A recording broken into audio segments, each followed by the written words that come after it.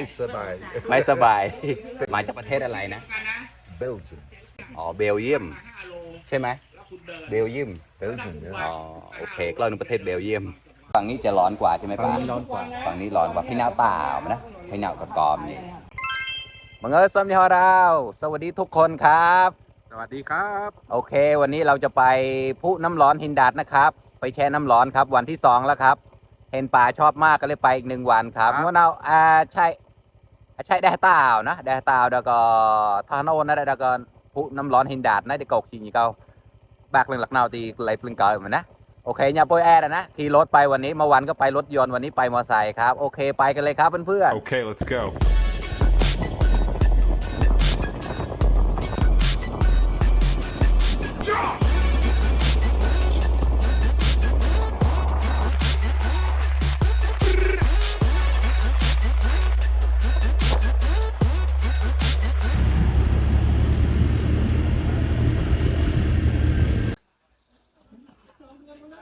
โอเค ตอนนี้เราถึงผู้น้ำร้อนหินดาดแล้วนะครับจอบนี่อย่าหนาวตาแม่ได้ตาก่อนนะอย่าได้มาในขณะนาวตีไหลมาแม่นะอย่าได้กลางอยู่นาวตีหมูแบเจ้าหุ่นตะไม่แน่ใจนะคนในพื้นที่เข้าฟรีนะครับแต่ถ้ามาจากต่างจังหวัดก็คือคนละ20 บาทประมาณนี้แหละครับโอเคเราไปเล่นกันเลยครับเพื่อนๆไปนู่นข้างล่างนู่นน่ะฝรั่งเต็มเลยครับอิงเกลาเล็กลายอยู่นะอย่าเปิดจะใช้เอเมาแต่อย่าเปิดไกวได้ต่อนะติดใจอย่าตื้อเมาแต่ไปวันนี้วันที่2แล้วนะครับป๋าโอเคเป็นยังไงดีไหม ดีมากเลยครับ โอเคเดี๋ยวเรามาแชร์กันต่อครับ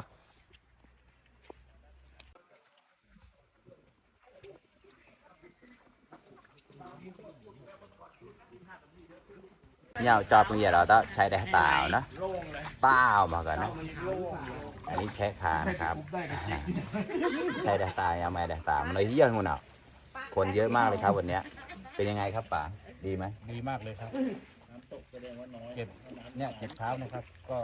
ก็รู้สึกหายนะเมื่อวานครับ อ๋อ วันนี้ก็เลยกลับมาอีกครับ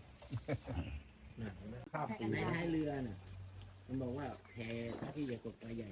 ป่วยใจสมก้าวน้ำกับตามาเลยนาวเราต้องเดี๋ยวไปใจจามหนึ่งนะร้อนมากเลยนะครับ เดี๋ยวจะลงไปทั้งตัวนะครับ ลงไปแช่ดู ว้าว โอ้ตา รุ่นนี้ฆ่าแล้วไปถ่วงน้ำไม่ได้นะมึงต้องผ่า ชาวทั้งชาติก็มีนะครับอิงเกลาเลยไหนนะ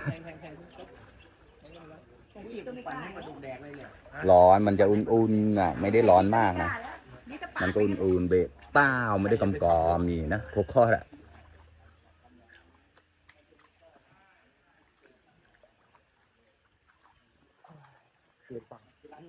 ปลาเป็นไง ดีครับ เบาเนื้อเบาตัวดีครับ ถ้าใครอยู่ใกล้ๆก็มาได้เลยครับ อยู่นี่แหละครับ ทองผาภูมิครับ ใช่อยู่ทองผาภูมิ เขาเรียกว่าผาอะไรนะ ไม่ใช่ผู้น้ำร้อน ผู้น้ำร้อน หินดาด หินดาด ผู้น้ำร้อนหินดาดนะได้กอกสิเนี่ยมันกวนท้องนวันนะเดินกำรัวกลางเกิดเหมือนนะยี่โมแบเจ้าแช่กระเป๋ากันในมาหน้าตีเล็บมาแม่ไปนะเข้าฟรีครับคนที่อยู่แถวๆนี้ก็เข้าฟรีครับจังเลย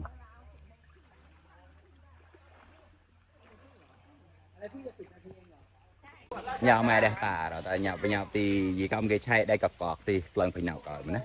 อันนี้จะเป็นน้ำเย็นๆครับไหลมาจากภูเขาโน่นครับเนี่ยโน่นไหลจากภูเขาโน่นครับเนี่ยที่ได้กับกอกนะกับไผ่หนาวกับที่ได้เต่าไม่ได้ตาไผ่หนาวตาเอาวันใหญ่ที่จะเตยตากลายอยู่นะฝั่งนี้จะร้อนน้อยกว่าแล้วฝั่งโน้นร้อนมากกว่าครับแล้วก็มีสระเด็กอีกครับตรงโน้นเอาแม่ก็ง่ายเลยไหนมานะไอ้เนี่ยดูบรรยากาศรอบๆครับร่มรื่นดีมากเลยครับจุกให้เห็นขอบกันนะป๋าเดินมานี่เร็ว แล้วก็ผมจะกินข้าวแค่ เป็นไงโอเคไหม สองทัพพี โอเคครับ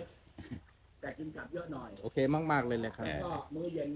กินน้อยหน่อย หรือไม่กินเลยยิ่งดีถ้ามาทั้งหมดนี้ได้แค่นั้นนะ ผมจะไปทักทายฝรั่งหน่อยนะครับ เดี๋ยวจะอัตักแยกกันเกล่าวนิดนึงนะ ให้กินผักเยอะ โอ I'm เค not that beautiful anymore ไม่สบาย ไม่สบาย เป็นตาเต้ว เอาเหรอเนี่ยเขามาแช่น้ำร้อนครับ มาจากประเทศอะไรนะ เบลเยียม อ๋อเบลเยียมใช่ไหม ๆ เบลเยียม Belgium, อ๋อ ja. โอเคกล้วยนกประเทศเบลเยียม โอเค ขอบคุณมากครับครับอันนี้ฝั่งนี้จะร้อนกว่าใช่ไหม ฝั่ง ป้า นี้ร้อนกว่า ฝั่งนี้ร้อนกว่าพี่น้าเปล่านะพี่น้ากับกอมนี่อันนี้จะร้อนกว่าโอ้ยร้อนจริง ร้อนฝั่งนี้ร้อนกว่าฝั่งนู้น ๆอันนี้กำลังพอดีนะ ใครที่แช่แรกๆก็ต้องมาแช่อันนี้ก่อน ครับ ให้ปรับตัวได้ก่อน ให้ปรับ นะ ตัวได้ก่อนครับ แล้วก็ค่อยมาฝั่งนี้ครับ อ๋อโอเค แต่ผมไม่ไปหรอกทางเนี้ยมันร้อนมากเลยครับ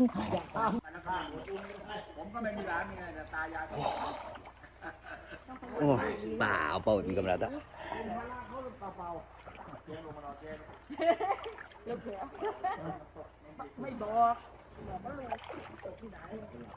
ใครที่ปวดเมื่อยตามร่างกายนี่เหมือนแช่นี่ดีมากเลยนะครับโดยก็เกาจะเลยเอาเตียงเหวียงนี่กี่ลายเลยมันใช้ได้ตาบรรดาตีข้อเหมือนกันอะดีลายเลยมองข้ออะตอนมันจ้าจ้าย่างก็ดีกอยท้องมาซะอันนี้คือคุณใช้ดีดีคุยแส่ปลาเพชรบูรณ์ก็ยี่ห้อมีแส่มากหลายเนี่ยเราก็มาแช่แล้วก็แช่เท้าแช่ไหลนี่มันจะดีขึ้นมากเลยทำให้เลือดไหลเวียนได้ดีมากเลยครับ ใครที่ผ่านมาแถวนี้ก็แวะมาแชร์กันได้นะครับเพื่อนนี่ครับบอมันมีหลายบอมากเลยนะครับ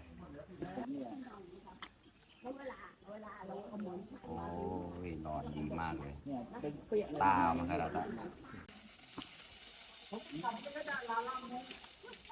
ไก่เราต้องหัวตอนนี้เป็นกระกาวกันหนาวนะกระกาวอมได้ตอนตะกี้จ่าวนะเสร็จแล้วก็มาอาบน้ำที่นี่เลยนะครับหลังตัวเสร็จแล้วก็จะกลับบ้านแล้วนะครับคลิป